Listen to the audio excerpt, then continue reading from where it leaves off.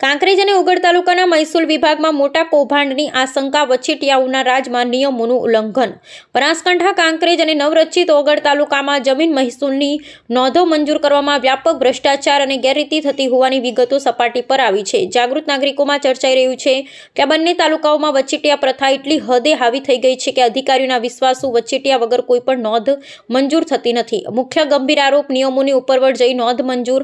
મહેસૂલ નિયમ મુજબ 1 હેક્ટર દીઠ માત્ર 5 ગુઠ્ઠા સુધીની વધઘટ હોય તો જ વેચણી કે વેચાણની નોંધ મંજૂર થઈ શકે, પરંતુ અંદરખાને મળતી માહિતી મુજબ એક જ ગામમાં 70 ગુઠ્ઠા અને 50 ગુઠ્ઠા જેટલો અધધ તફાવત હોવા છતાં સર્કલ ઓફિસર દ્વારા વેચણીની નોંધો મંજૂરી કરી દેવામાં આવી છે। સિહોરી અને થરા સર્કલ શંકાના દાયરામાં કાંકરેજ તાલુકો એક હતો ત્યારથી લઈ ઓગળ અલગ અલગ થયો ત્યાં સુધી સિહોરી અને થરા સર્કલમાં છેલ્લા 2 વર્ષમાં થયેલી તમામ નોંધોની તપાસની માંગ ઉઠી છે। વચેટિયાઓનું શાસન, સ્થાનિક અરજદારોમાં ચર્ચા છે કે અધિકારીઓના ખાસ ગણાતા વચેટિયાઓ મારફતે જ ફાઇલો આગળ વધે છે। વચેટિયા વગર સીધી રીતે આવતા અરજદારોની મુશ્કેલીનો સામનો કરવો પડી રહ્યો છે। તપાસની ઉગ્ર માંગ।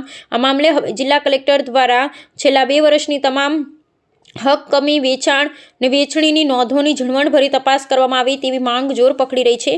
ખાસ કરી 5%થી વધુ જમીનનો વધઘટ ધરાવતી નોંધી કેવી રીતે મંજૂર થઈ તે તપાસનો વિષય છે। જાગૃત નાગરિકની ચીમકી। આ ગેરરીતિઓ અંગે આગામી સમયમાં ઉચ્ચ સ્તરે એસીબી, એન્ટી કરપ્શન બ્યુરો અને વિજિલન્સ વિભાગ લેખિત રજૂઆતમાં કરવામાં આવનાર હોવાનું જાણવા મળ્યું છે।